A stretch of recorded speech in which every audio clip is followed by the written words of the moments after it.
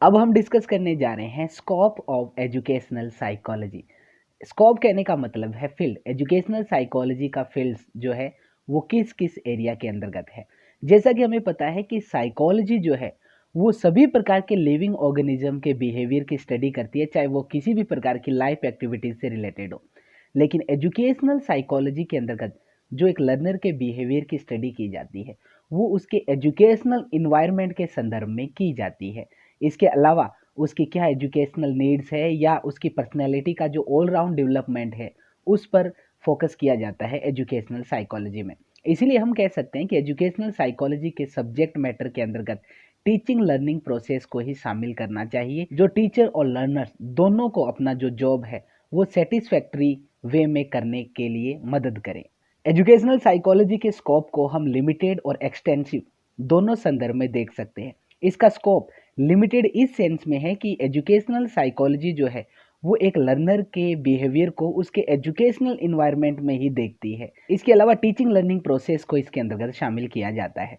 तो इस प्रकार से ये है एजुकेशनल साइकोलॉजी का एक लिमिटेड स्कोप। लेकिन अगर एजुकेशनल साइकोलॉजी के स्कोप को हम एक्सटेंसिव वे में देखते हैं, विस्तृत अर्थ में देखते हैं, तो इसके अंतर्गत टीचिंग लर्निंग प्रोसेस के अलावा जो भी एजुकेशनल सिस्टम से रिलेटेड जो भी प्रॉब्लम्स आती है उन सभी को एजुकेशनल साइकोलॉजी में रखा जाता है और उनको डिस्कस किया जाता है। और जैसा कि बिहेवियर एक डायनेमिक होता है उसी प्रकार से एजुकेशन की प्रोसेस भी डायनेमिक है, क्योंकि इसके अंतर्गत जो प्रॉब्लम्स और डिमांड्स आती है वो अनएंडिंग है।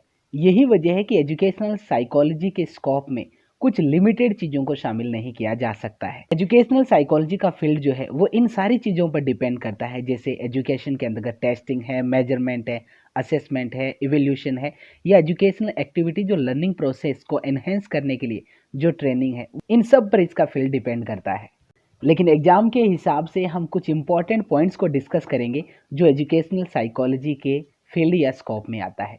सबसे पहले एजुकेशन के 3 फोकल पॉइंट्स को बात करें, जो मेन पॉइंट्स है एजुकेशन के, वो है द लर्नर, द टीचर और इसके अलावा करिकुलम यानी कि उसका सब्जेक्ट मैटर। तो ये फोकल पॉइंट्स है एजुकेशन के, ध्यान रखिएगा। इसके अलावा लिंगरेन ने एजुकेशनल साइकोलॉजी के 3 चीफ एरियाज बताए हैं और वो है the learner, the learning process and the learning situation. इस चीज़ को ध्यान रखिएगा, एग्जाम में आ सकता है कि लिंगरेन के अनुसार इसमें से कौन सा जो है वो फील्ड है या कौन सा फील्ड नहीं है।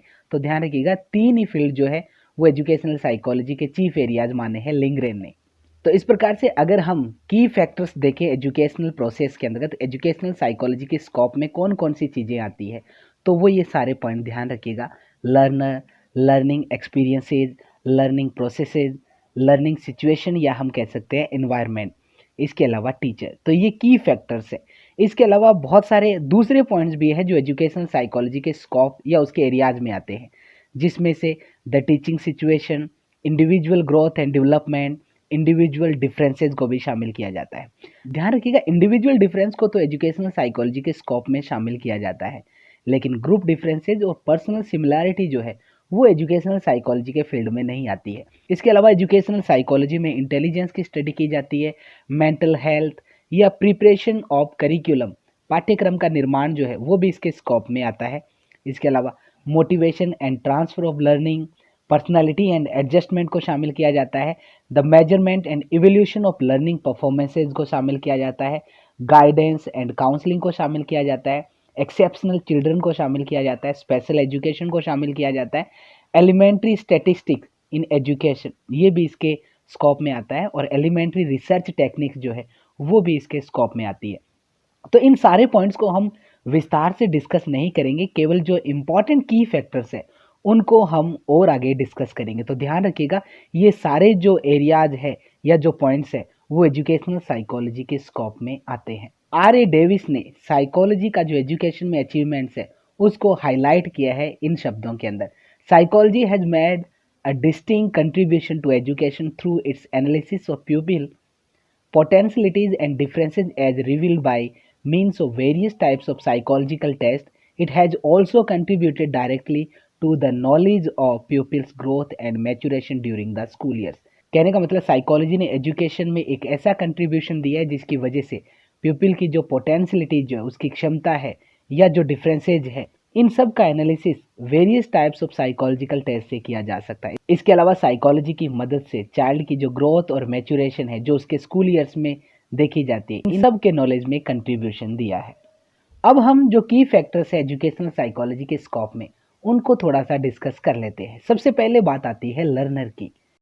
जैसे कि एजुकेशनल साइकोलॉजी का जो मेन ऑब्जेक्टिव होता है वो लर्नर के बिहेवियर को मॉडिफाई करना होता है। इसलिए सबसे इम्पोर्टेंट बात ये है कि किसी भी स्टूडेंट या लर्नर के बिहेवियर में मॉडिफिकेशन से पहले उसकी पर्सनैलिटी और इंडिविजुअलिटी को अच्छे भली भांति तरीके से जान लेना चाहिए, क्योंकि एजुकेशन के अंतर्गत जो मोस्ट इम्पॉर्टेंट फोकल एरिया माना जाता है या जिसे सभी एजुकेशनल साइकोलॉजिस्ट और टीचर्स ने माना है वो है द चाइल्ड और द लर्नर। मतलब एजुकेशन के अंतर्गत जो सबसे महत्वपूर्ण केंद्र बिंदु है वो एक चाइल्ड या एक लर्नर है। इस चीज़ को ध्यान रखिएगा। तो अगर क्वेश्चन आ जाए कि एजुकेशनल साइकोलॉजी के स्कोप में सबसे इंपॉर्टेंट फैक्टर्स कौन सा है, तो वो है लर्नर। तो हम कह सकते हैं कि एजुकेशनल साइकोलॉजी का जो मेन सब्जेक्ट है वो है लर्नर और उसका डेवलपमेंट। लर्नर ही है जिसे टीचिंग का केंद्र बिंदु माना जाता है। एजुकेशनल साइकोलॉजी का टोटल सब्जेक्ट मैटर जो है वो एक लर्नर के इर्द गिर्द घूमता है। ध्यान रखने वाली बात यह कि जब एजुकेशनल साइकोलॉजी का केंद्र बिंदु लर्नर है और उसका डेवलपमेंट है, तो इसमें किन किन चीज़ों को शामिल किया जाता है जो लर्नर से रिलेटेड है। चाइल्ड और चाइल्ड की जो नीड्स है उनको, उनकी मूल प्रवृत्ति को, उसकी जितनी भी जन्मजात योग्यताएं उनको, और जो भी लर्नर की अब तक सीखी हुई क्षमताएं हैं या जो योग्यताएं हैं, इन सब को शामिल किया जाता है। इसके अलावा एबिलिटीज और कैपेसिटीज के आधार पर जो इंडिविजुअल डिफरेंसेज है वो सेंट्रल फिगर माने जाते हैं। इसके अलावा चाइल्ड के इंटरेस्ट, एप्टीट्यूड्स, एटीट्यूड्स, इसके अलावा इंटेलिजेंस, क्रिएटिविटी, इसके अलावा जितने भी प्रकार का बिहेवियर होता है, चाहे ओवर्ट है, कवर्ट है, कॉन्शियस है या अनकॉन्शियस बिहेवियर है, इन सब को सेंट्रल फिगर के रूप में जाना जाता है। इसके अलावा चाइल्ड की ग्रोथ, उसका डेवलपमेंट जो उसकी हर स्टेज में देखने को मिलता है, चाइल्डहुड से लेके एडल्टहुड तक, इस चीज़ को ध्यान रखिएगा। तो इस प्रकार से लर्नर से जुड़ी ये सारी चीज़ें हैं जिनका एजुकेशनल साइकोलॉजी में अध्ययन किया जाता है। तो इस चीज़ को ध्यान रखिएगा। एजुकेशनल साइकोलॉजी का सेंटर पॉइंट लर्नर है, लेकिन लर्नर की किन किन चीज़ों को डिस्कस किया जाता है वो ये सारे पॉइंट्स है, इन चीज़ों को ध्यान रखिएगा। ट्रेडिशनल एजुकेशनल सिस्टम में एक लर्नर की जो पोजीशन थी वो एक पैसिव लिसनर की हुआ करती थी और टीचर जो था वो ही उसे हेल्प या गाइड कर सकता था। आगे हम टीचिंग लर्निंग प्रोसेस में पढ़ेंगे डिपेंडेंट, इंडिपेंडेंट और इंटरवेनिंग वेरिएबल जो है, उसमें ध्यान रखिएगा टीचर जो है उसे इंडिपेंडेंट वेरिएबल माना जाता है और लर्नर को डिपेंडेंट वेरिएबल माना जाता है। ये हम आगे भी विस्तार से डिस्कस करेंगे। एक चाइल्ड को बहुत सारी चीज़ें अपने आप सीखनी होती है, इसीलिए एजुकेशनल साइकोलॉजी उसकी हेल्प करती है, उसे न्यूअर एक्सपीरियंसेस प्रोवाइड करवाती है ताकि वो एनवायरनमेंट के साथ एडजस्टमेंट कर सके। हायर क्लासेज में जो एक लर्नर एडोलसेंट होता है वो अपने एक्सपीरियंसेस के थ्रू सीखता है और अपनी नॉलेज में वृद्धि करता है, लेकिन जूनियर लेवल पर एक चाइल्ड जो होता है वो हमेशा अपने पेरेंट्स और टीचर्स पर डिपेंड करता है। इसके अलावा एजुकेशनल साइकोलॉजी की मदद से लर्नर की जो इनेट एबिलिटीज़ है, उसकी जन्मजात योग्यताएं और क्षमताएं जो है और इंडिविजुअल डिफरेंसेस जो है, उन सब को जानने में मदद करती है और उनके मापन में मदद करती है। इसके अलावा लर्नर के जितने भी प्रकार के बिहेवियर है उनको जानने में मदद करती है। इसके साथ ही चाइल्ड की ग्रोथ और डेवलपमेंट की जितनी सारी कैरेक्टरिस्टिक्स होती है जो उसकी हर स्टेज में देखने को मिलती है, इन्फेंसी से लेके एडल्टहुड तक, वो सारी एजुकेशनल साइकोलॉजी की मदद से जानी जाती है। तो इस प्रकार से एजुकेशनल साइकोलॉजी का जो सेंटर पॉइंट लर्नर था उसकी ये सारी चीज़ें इंपॉर्टेंट है। एजुकेशनल साइकोलॉजी का दूसरा महत्वपूर्ण स्कोप है लर्निंग एक्सपीरियंसेस। लर्निंग एक्सपीरियंसेस में वो सारे एक्सपीरियंसेस इंक्लूड किए जाते हैं जो टीचिंग लर्निंग प्रोसेस के दौरान एक लर्नर एक्सपीरियंस करता है। एजुकेशनल साइकोलॉजी मदद करती है सभी प्रकार के लर्निंग एक्सपीरियंसेस को डिसाइड करने के लिए, ताकि डिफरेंट स्टेजेस जो होती है ग्रोथ और डेवलपमेंट की, उन सब पर लर्निंग एक्सपीरियंसेस जो है वो डिजायरेबल हो और इन सारे एक्सपीरियंसेस को आसानी से अचीव किया जा सके। एजुकेशनल साइकोलॉजी के सब्जेक्ट मैटर में एक लर्नर कैसे डिजायरेबल एक्सपीरियंसेस सिलेक्ट करता है, इन सब को शामिल किया जाता है। अगला पॉइंट है लर्निंग प्रोसेसेस। सभी बच्चे जो होते हैं उनका सीखने का एक जैसा तरीका नहीं होता है। एक ही क्लासरूम में हम स्लो लर्नर्स भी पाते हैं और क्विक लर्नर्स भी पाते हैं। एक लर्नर कैसे सीखता है वो सारी लर्निंग थियरी जो है वो लर्निंग प्रोसेस में शामिल की जाती है।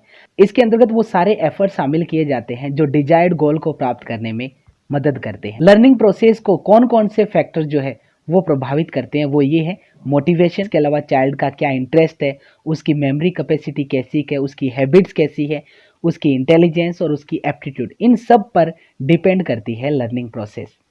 यही वजह है कि एजुकेशनल साइकोलॉजी का जो संबंध होता है वो लर्निंग की नेचर से होता है और ये कैसे होती है इससे संबंधित होती है। इसके साथ ही जितने भी प्रिंसिपल, लॉज या लर्निंग की थियरी जो होती है वो सारे शामिल किए जाते हैं। किसी भी कॉन्सेप्ट को याद रखना, भूल जाना, उसका अनुमान लगाना, कॉन्सेप्ट फॉर्मेशन, ये सारी थियरी जो है वो एजुकेशनल साइकोलॉजी से संबंधित होती है। इसके अलावा थिंकिंग और रीजनिंग प्रोसेस को भी इसमें शामिल किया जाता है।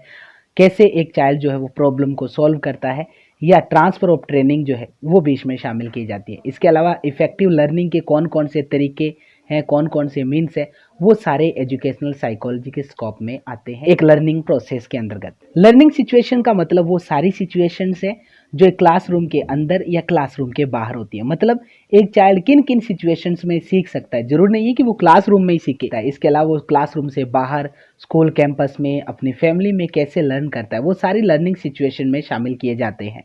ये एक फैक्ट है कि हर वक्त या हर प्रकार की सिचुएशन जो होती है वो एक पर्टिकुलर पीस ऑफ इंस्ट्रक्शन के लिए सूटेबल नहीं होती है और ना ही लर्निंग एक्सपीरियंसेस के लिए होती है। इसीलिए टीचिंग लर्निंग प्रोग्राम की जो इफेक्टिवनेस जो होती है वो इन चीज़ों पर डिपेंड करती है कि क्या टाइम है, प्लेस है, या इसके अलावा जो अदर इन्वायरमेंटल फैक्टर्स आते हैं उन सब पर जो टीचिंग लर्निंग प्रोग्राम जो है वो डिपेंड करता है। मतलब हर वक्त ये नहीं है कि किसी भी टाइम पे सिखाया जा सकता है या किसी भी स्थान पर सिखाया जा सकता है। हर प्रकार के जो फैक्टर जो होते हैं वो टीचिंग लर्निंग प्रोसेस को अफेक्ट करते हैं। जैसे कि एक टीचर जो है वो एक लर्निंग सिचुएशन का सेंट्रल पॉइंट होता है, इसीलिए उसे लर्निंग प्रोसेस का, इंडिविजुअल डिफरेंसेस का, मेंटल हाइजीन का, या मेजरमेंट की जो टेक्निक्स है, इवोल्यूशन की जो टेक्निक्स है, उन सब का भली भांति नॉलेज होना चाहिए। और ये सारी चीज़ें जो है वो एक क्लासरूम के अंतर्गत एक अच्छी लर्निंग सिचुएशन को क्रिएट करते हैं। तो इस प्रकार से ये था लर्निंग सिचुएशन। अगला पॉइंट है द टीचिंग सिचुएशन। जिस प्रकार से एक लर्निंग सिचुएशन होती है वैसे ही टीचिंग सिचुएशन है। मतलब टीचिंग सिचुएशन के अंतर्गत तभी टीचिंग को इफेक्टिव बनाया जा सकता है जब इसके जो टीचिंग मेथड्स है वो इफेक्टिव हो, जिससे लर्निंग को इजी और इम्प्रेसिव बनाया जा सके। तो इस प्रकार से एजुकेशनल साइकोलॉजी के स्कोप के अंतर्गत जो की फैक्टर्स थे वो हमने इस वॉल्यूम में डिस्कस किए। इसके अलावा जो एक इम्पॉर्टेंट की फैक्टर रह जाता है टीचर, उसको हम अगली वॉल्यूम में डिस्कस करेंगे। तो तब तक के लिए दीजिए इजाज़त। शब्बा खैर।